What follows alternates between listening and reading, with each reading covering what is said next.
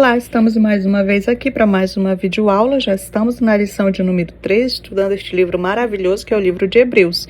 Hoje nós estudaremos Hebreus do capítulo 3 até o capítulo 5, que tem por tema Cristo é superior a Moisés, a Josué e a Arão. O texto áureo vai dizer, porque ele é tido por digno de tanto maior glória do que Moisés, quanto maior honra do que a casa tem aquele que a edificou. Hebreus capítulo 3, versículo 3. A verdade prática vai dizer, o ministério de Moisés, Josué e Arão são apenas uma sombra em relação ao ministério de Cristo. Bem, os estudiosos, eles vão dizer e vão considerar Hebreus como se fosse um quinto evangelho, porque se os evangelhos eles trataram do ministério terreno de Jesus, Hebreu ele vai tratar do ministério celestial do nosso Senhor Jesus Cristo.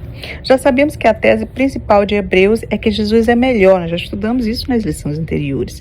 Jesus é melhor que os profetas, Jesus é melhor que os anjos, melhor do que Moisés, Jesus é melhor do que Josué, melhor do que Arão.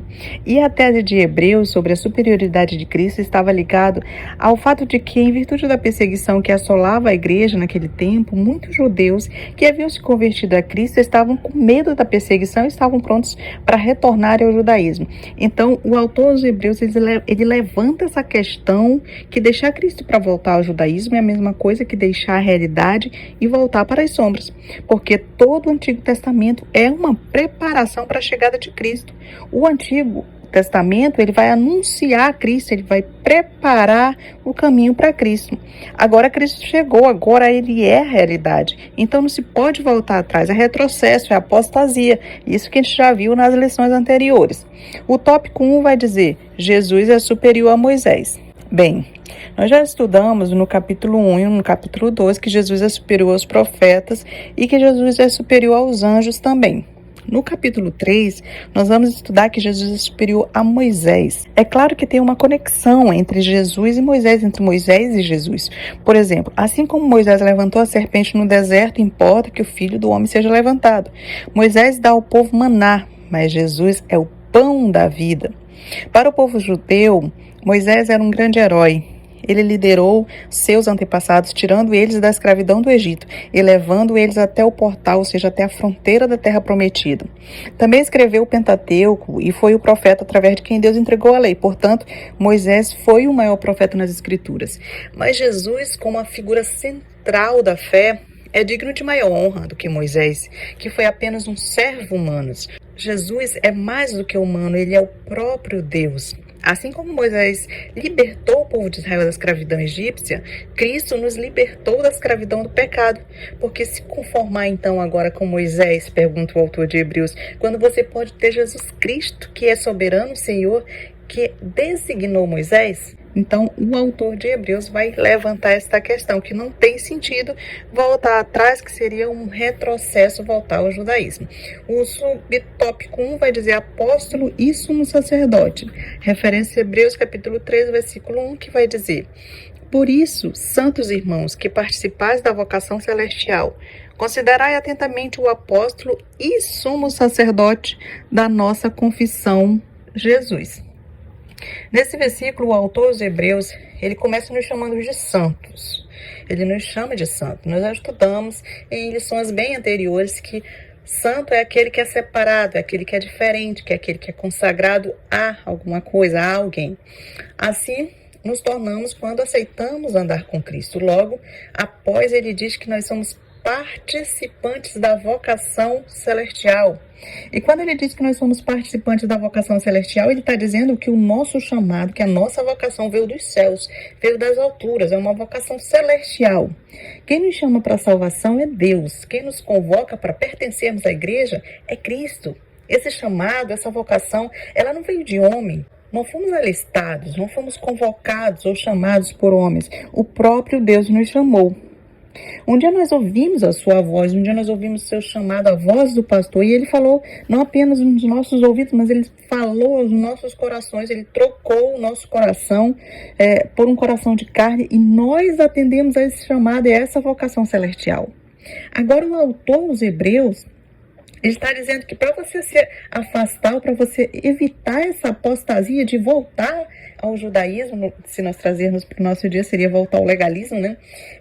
De abandonar Cristo e voltar a Moisés ou voltar ao judaísmo, era preciso você considerar atentamente, o que é muito mais do que simplesmente olhar ou olhar com aquele olhar fixo, não é simplesmente olhar com um olhar leigo.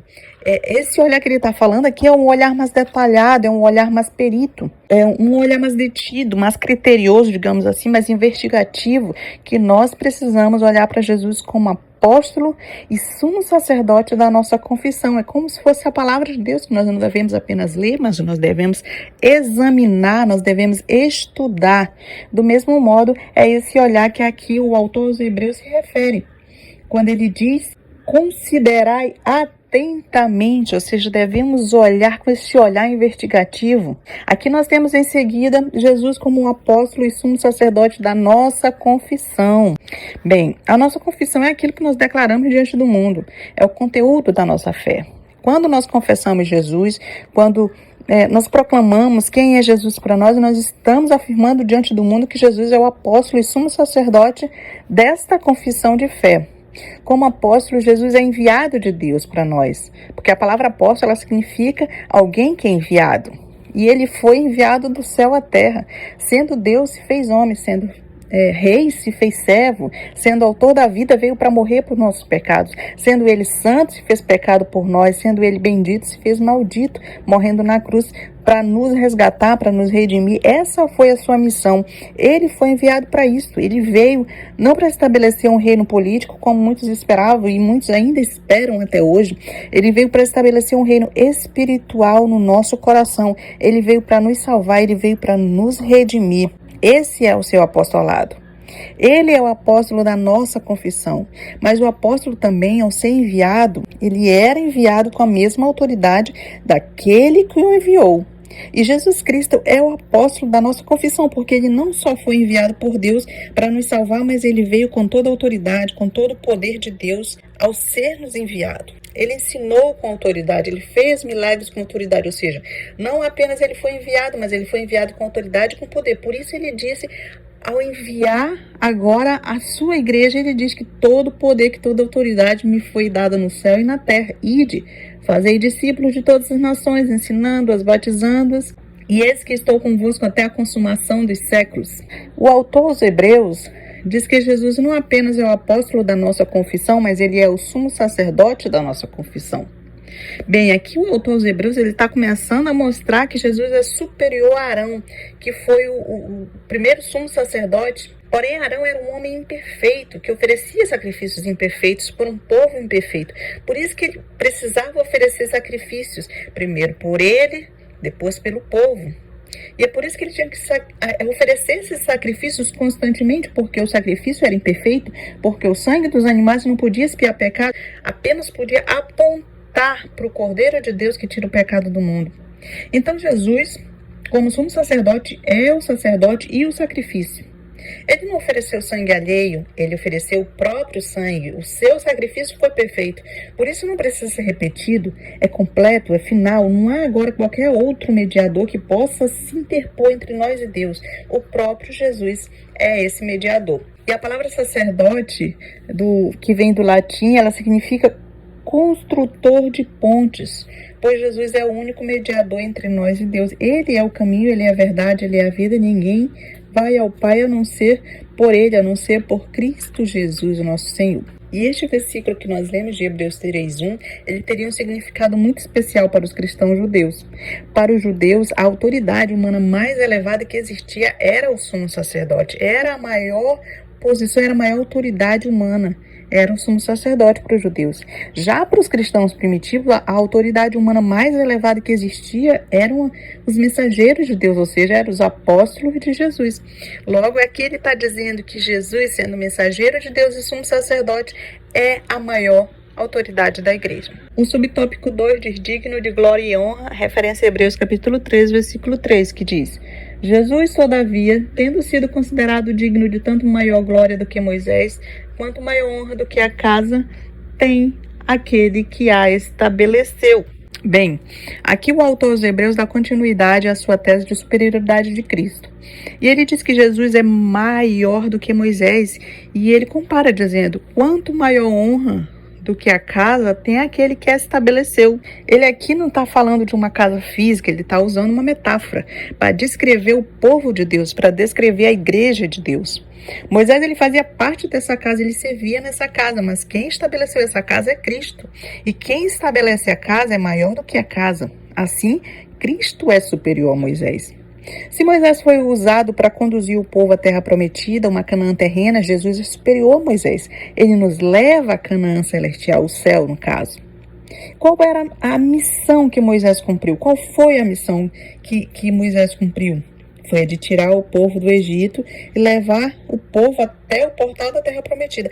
Porém, Cristo cumpre uma missão muito maior, porque ele cumpriu a missão de vir ao mundo, de morrer pelos nossos pecados, nos reconciliar com Deus e nos conduzir à sua glória nesse sentido. Jesus estabeleceu a igreja, ele é o edificador, ele é o fundador da igreja, e as portas do inferno não prevalecerão contra ela. Então, Jesus estabeleceu a casa. Moisés, sim, foi o servo fiel na casa, mas Jesus é o fundamento, Jesus é o edificador, ele é o dono, ele é o protetor da casa, e Jesus é maior do que Moisés. E essa superioridade de Jesus em relação a Moisés é visto nisto, que o construtor é maior do que a casa. Moisés, ele foi sim fiel servidor da igreja de Deus, mas Jesus é o salvador da igreja, o que constituiu, é o que salvou, é o cabeça da igreja. Com isso, o autor de Hebreus está dizendo que não faz sentido abandonar Cristo e voltar a Moisés, ou seja, voltar ao judaísmo.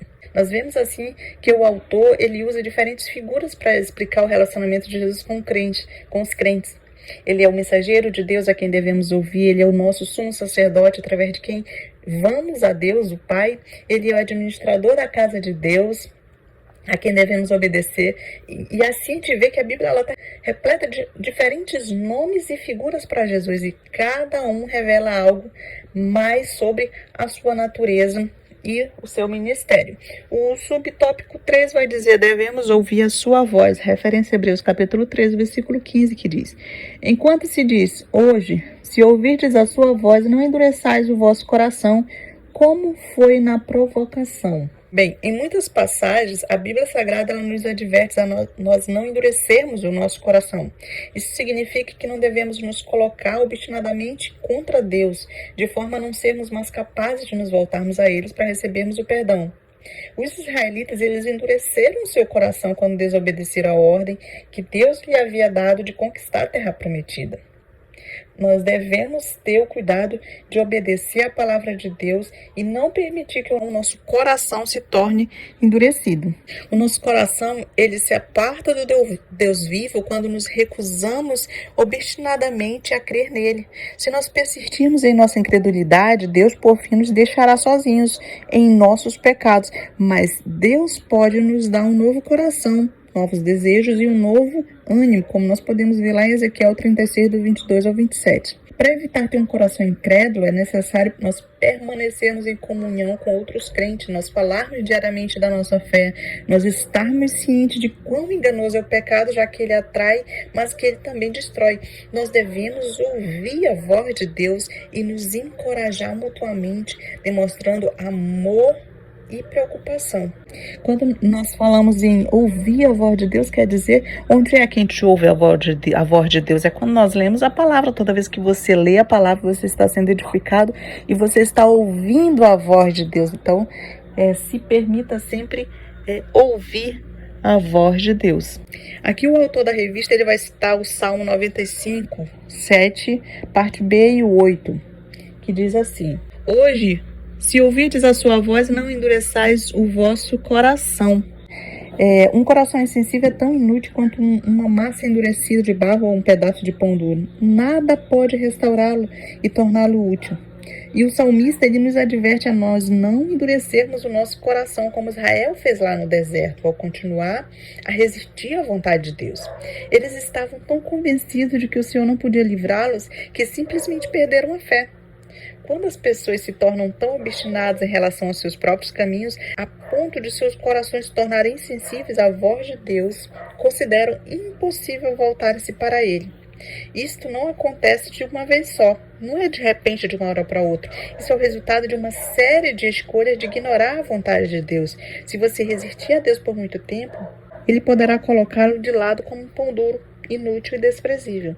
Então, são nas nossas ações diárias que nós vamos tá fazendo isso, como o autor fala, não vai ser da noite para o dia.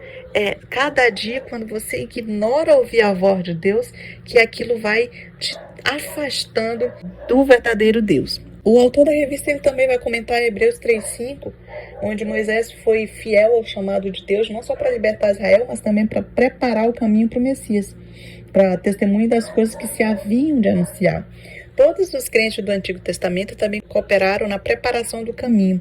Deste modo, nós sabemos que conhecer o Antigo Testamento é a melhor base para entender o Novo Testamento, porque ao ler o Antigo Testamento, nós vemos como Deus usou pessoas para realizar os seus propósitos, como Deus usou eventos e personalidades para ilustrar verdades importantes, como através dos profetas Deus anunciou o Messias e como através do sistema de sacrifício Deus preparou as pessoas para entender a obra do Messias. Se você incluir o Antigo Testamento em sua leitura regular da Bíblia, o Novo Testamento certamente vai se tornar mais claro e mais significativo para você, porque você vai começar a compreender aquele significado, porque o Antigo Testamento ele aponta para o Messias.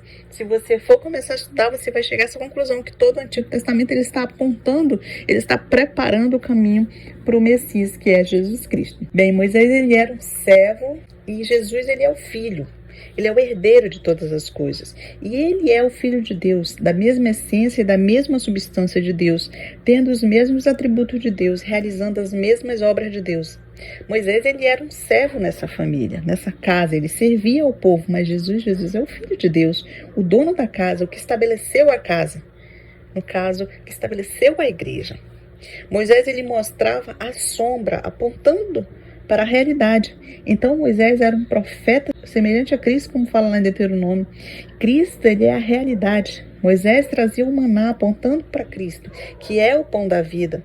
Moisés libertou o povo de uma escravidão física, apontando para Jesus, que é o libertador espiritual. Moisés conduziu o povo à terra prometida, que era Canaã terrena, mas Jesus ele leva o povo para Canaã celestial. Então, tudo que Moisés fez apontava para as verdades espirituais maiores que se cumpririam em Cristo. O tópico 2 de Jesus é superior a Josué. Aqui o autor da revista ele vai citar Hebreus 4:9, que diz: portanto, resta ainda um repouso para o povo de Deus. Deus ele quer que entremos em seu descanso. Para os israelitas dos dias de Moisés, daquele tempo, daquele período, este descanso era o descanso terreno, que seria encontrado na terra prometida, na Canaã terrena. Para os cristãos é a paz com Deus agora, nós veremos agora nessa vida. E mais adiante, lá na vida eterna, é uma nova terra. Não precisamos esperar pela próxima vida para desfrutar esse descanso e da paz de Deus. Podemos tê-los diariamente agora. O nosso descanso diário no Senhor não terminará com a morte, mas se tornará um descanso eterno no lugar que Cristo está preparando para todos nós. O subtópico 1 vai dizer: conduz os que ouvem. Hebreus capítulo 4, versículo 2, que diz: porque também a nós foram anunciadas boas novas, como se deu com eles, mas a palavra que ouviram não lhes aproveitou, visto não ter sido acompanhado pela fé naqueles que a ouviram. Bem, os israelitas dos dias de Moisés, eles ilustram um problema enfrentado por muitos daqueles que lotam as nossas igrejas hoje. Conhecem muito a respeito de Cristo, mas não se conhecem pessoalmente. Não combinam o seu conhecimento com a fé. Nós devemos deixar que a boas novas de Cristo beneficie a nossa vida.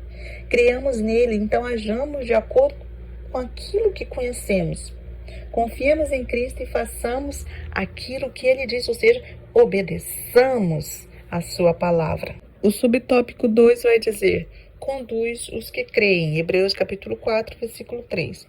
Nós, porém, que cremos, entramos no descanso, conforme Deus tem dito: assim jurei na minha ira, não entrarão no meu descanso, embora certamente as obras estivessem concluídas desde a fundação do mundo. Nós devemos manter a nossa fé intacta. Aqui o autor da revista, ele fala sobre incredulidade versus fé. Ele lembra que a incredulidade, ele fez que aquela multidão lá do templo de Moisés, ela fosse toda sepultada ali naquele deserto. Se nós formos pensar, era em torno de 2 milhões de pessoas que tinham ali. Era praticamente, eu que moro aqui na cidade de Manaus, é como se fosse praticamente toda a cidade de Manaus. Essa era aproximadamente a quantidade de pessoas que saíram do Egito, aproximadamente 12 milhões de pessoas ou um pouco mais. Agora imagine toda aquela descendência. Aquele deserto se tornou um grande cemitério, porque todo aquele povo, com exceção de Josué e Caleb, não entraram na terra de Canaã por conta da incredulidade. Estava tão perto para eles conseguirem conquistar aquela terra que Deus havia prometido para os seus antepassados, mas a incredulidade deles em Deus fez com que eles não chegassem a ver a terra prometida. Então nós devemos sim nos observar, nós devemos sim estar atentos para que nós não deixemos essa incredulidade entrar nos nossos corações. Mas nós devemos sim estar com a nossa fé, porque ele até cita aqui Romanos 4,17, que diz: a fé chama as coisas que não são como se já fossem. Então nós precisamos já pela fé tomar posse da nossa Canaã celestial, continuar lutando, continuar obedecendo a voz de Deus, continuar ouvindo a voz de Deus, mas já crendo, tomando posse da nossa Canaã celestial, assim como fez Josué e Caleb. O subtópico 3 vai dizer: conduz com a palavra viva e eficaz. Hebreus 4,12, porque a palavra de Deus é viva e eficaz e mais penetrante do que qualquer espada de 2 gumes, e penetra até a divisão da alma e do espírito, das juntas e medulas, e é apta para discernir os pensamentos e intenções do coração. Bem, a palavra de Deus, ela não é simplesmente uma coleção de palavras que foram pronunciadas por Deus, um veículo para comunicar ideias. Não, ela é viva, ela transforma as vidas e é dinâmica à medida que opera em nós. Com a precisão de corte do bisturi de um cirurgião, a palavra de Deus revela quem somos e o que não somos. Ela penetra o centro da nossa vida moral e espiritual. Discerne o que está dentro de nós, tanto bem quanto mal. As exigências da palavra de Deus requerem decisões.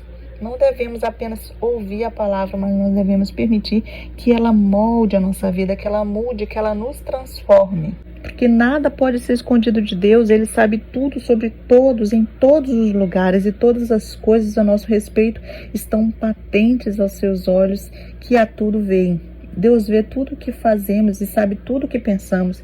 Ele está conosco mesmo quando nós estamos desapercebidos de sua presença. Ele nos vê até mesmo quando tentamos nos esconder dele. Nós não podemos ter segredo em relação a Deus. É confortante perceber que, embora nos conheça intimamente, Deus ainda nos ame. O tópico 3 diz: Jesus é superior a Arão. O subtópico 1 diz: tomado dentre os homens. Hebreus capítulo 5, versículo 1.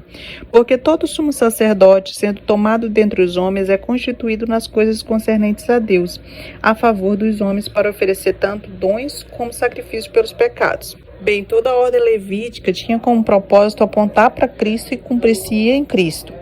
E de tal maneira que todo o aparato religioso de Israel era uma espécie de preparação que tinha como fim chegar até Cristo, como nós falamos na aula anterior.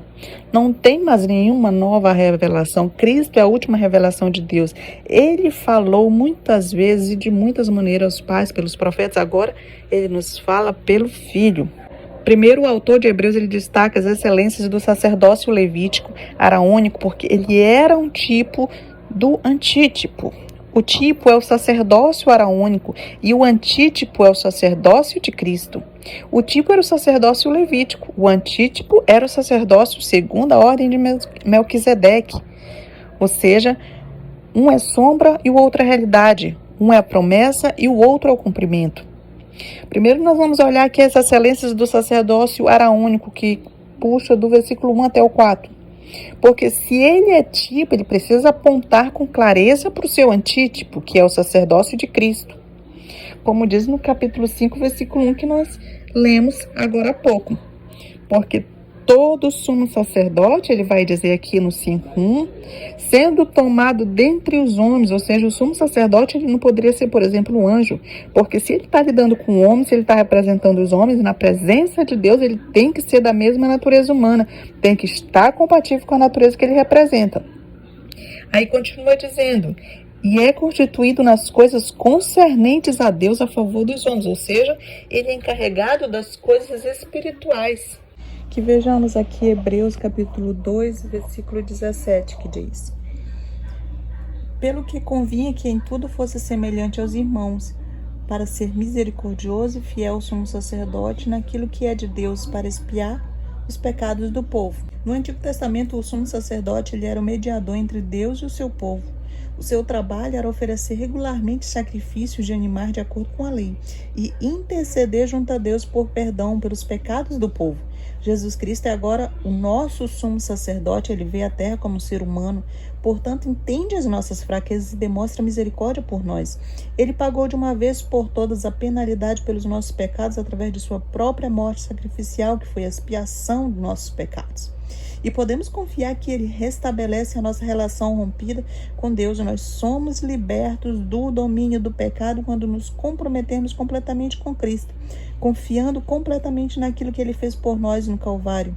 Já que em Hebreus 4,14 ele vai dizer, visto que temos um grande sumo sacerdote, Jesus, Filho de Deus, que penetrou nos céus, então retenhamos firmemente a nossa confissão. Então, Cristo ele é superior aos sacerdotes, e o seu sacerdócio ele é superior ao sacerdócio deles, porque para os judeus o sumo sacerdote era a mais elevada autoridade religiosa na terra, como nós já vimos. Somente ele entrava no Santo dos Santos, no templo, uma vez por ano, para fazer a expiação pelos pecados de toda a nação. Como sumo sacerdote, Jesus é o mediador entre Deus e nós. Como representante da humanidade, ele intercede por nós diante de Deus como representante de Deus, e ele nos assegura o perdão de Deus. Jesus ele tem mais autoridade do que os sumos sacerdotes judeus, porque é verdadeiramente Deus e verdadeiramente homem.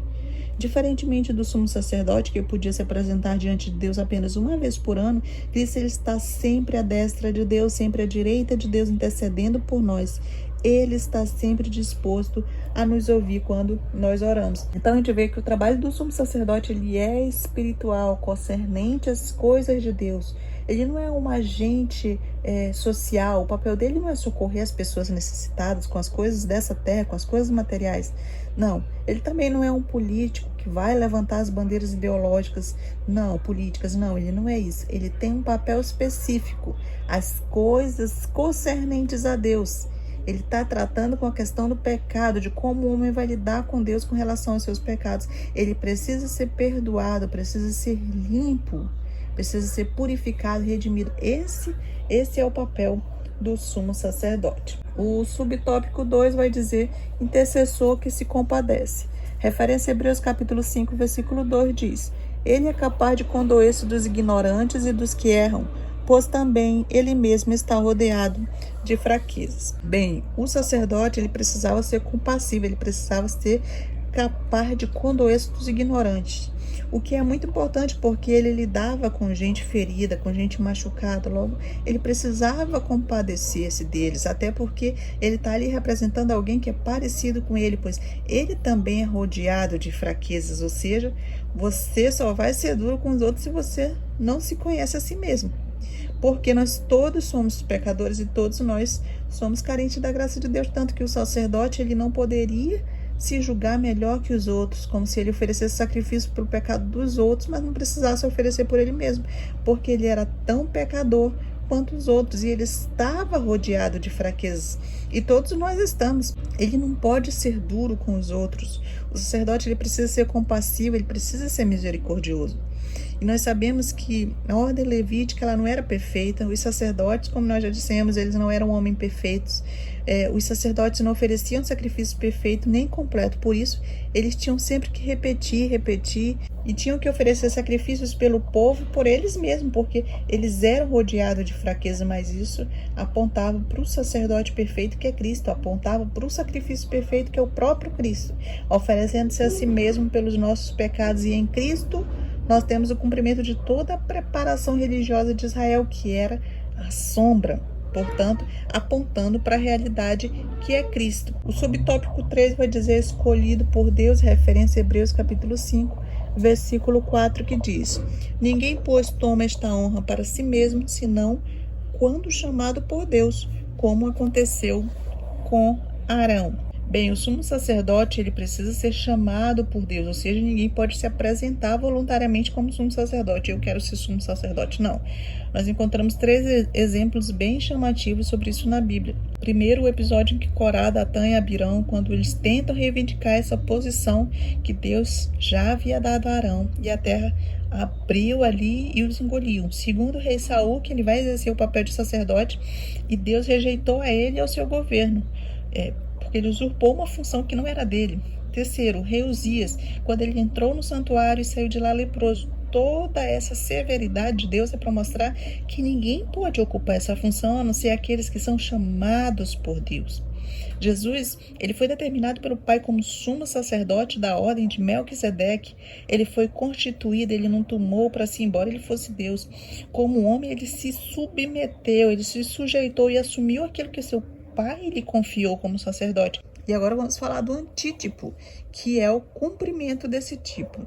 Falando agora do sacerdócio de Cristo. Cristo, ele foi constituído por Deus, Deus Pai, como sacerdote, como sumo sacerdote. Ele poderia ter dito, eu sou o sumo sacerdote, mas não.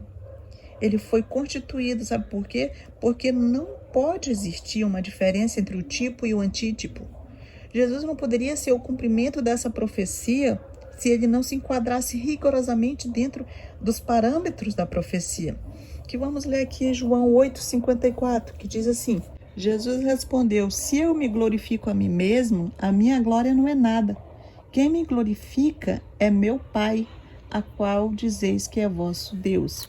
Então, quando Jesus ele se esvaziou, ele se fez carne, ele se submeteu ao Pai, debaixo da autoridade do Pai, ele não glorifica ele mesmo. Segundo a palavra de Deus, ele não julgou como usurpação ser igual a Deus. Antes a si mesmo se esvaziou, assumindo a forma de servo, humilhando-se até a morte, morte de cruz. Jesus está cumprindo aqui todos os pré-requisitos da profecia para se cumprir por completo nele. Jesus, assim como sumo sacerdote da lei levítica, era nomeado por Deus. Aqui Jesus é nomeado por Deus sumo sacerdote, segundo a ordem de Melquisedeque, e ele é tanto sacerdote como ele é rei, porque quanto a isso a profecia definiu claramente a profecia de Zacarias. E assim ficamos por aqui. Fiquem com Deus, não esqueçam de curtir, de compartilhar e de se inscrever no canal. Se sentirem dificuldade, peçam a ajuda do doce Espírito Santo, que ele está sempre pronto a nos orientar. Fiquem com Deus e até a próxima. Tchau!